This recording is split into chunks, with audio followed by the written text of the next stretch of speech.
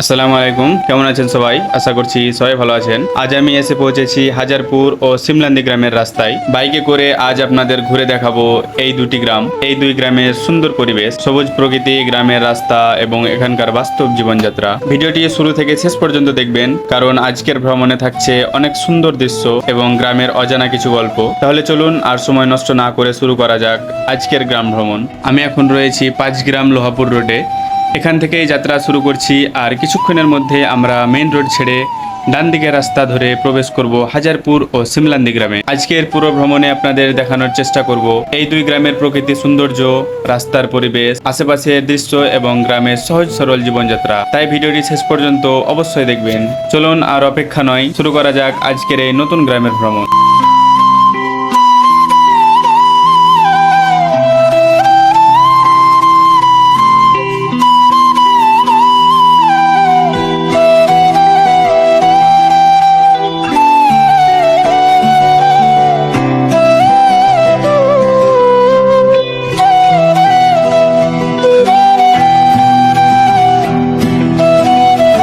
গ্রামের একটু ভেতরে আসতেই চোখে পড়লো সারি সারি কাঁচা মাটির বাড়ি। রাস্তার দুই পাশ জুড়ে ছড়িয়ে আছে গ্রাম বাংলার সেই চিরচেনা সৌন্দর্য। আধুনিকতার ছোঁয়া থাকলেও এখানকার মাটির ঘরগুলো এখনো গ্রামের ঐতিহ্য আর সরল জীবনযাত্রা গল্প বলে। এমন শান্ত, সবুজ আর প্রকৃতির পরিবেশ সত্যি মনকে অন্যরকম ভালো লাগায়।